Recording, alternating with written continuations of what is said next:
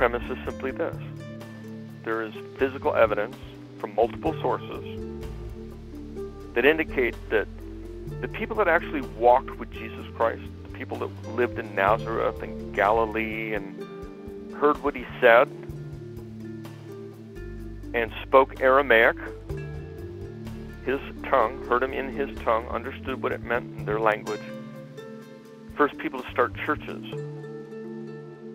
They had books that were written and studied in the first century. These are the disciples themselves and their children and their grandchildren. These are the people specifically that lived in Nazareth, Galilee. They were known as either the Nazarenes, they were Ebionites, which means the poor ones.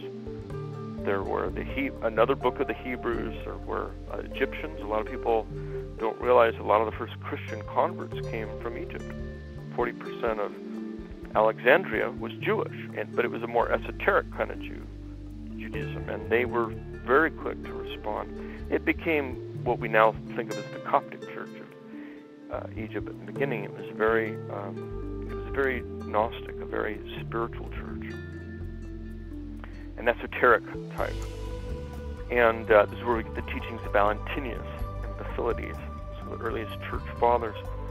So what's being availed to us is the essence of and the difference of this teaching.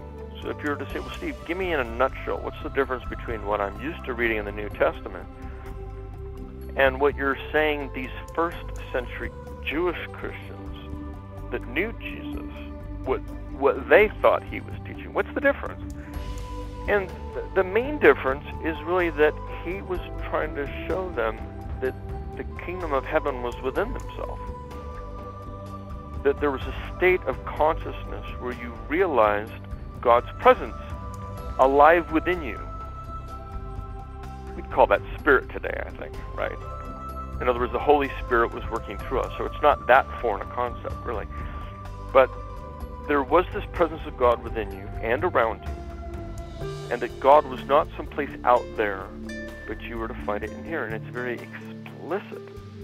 Book after book after book, paragraph after paragraph, put one way and another in the book of Thomas, in the book of Mary Magdalene, in the book of James, in the book of Philip, and the Ebionites.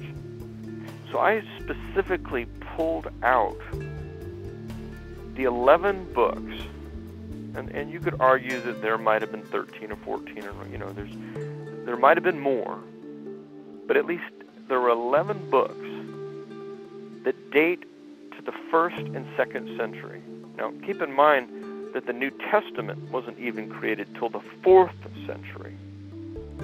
So all the books that I'm looking at were written over a century before we had a New Testament. And these were the books that were read and studied by the Jewish Christians, the people that knew Jesus Christ. And their depiction of Jesus Christ, which was illustrious. It's a beautiful thing. That's why I'm so excited to share it with you. It doesn't put down Jesus. They see him in a different light, but they see him in a beautiful light that I think is relevant to our life and how we can connect with him and realize God through him, or be Christ Enlightened.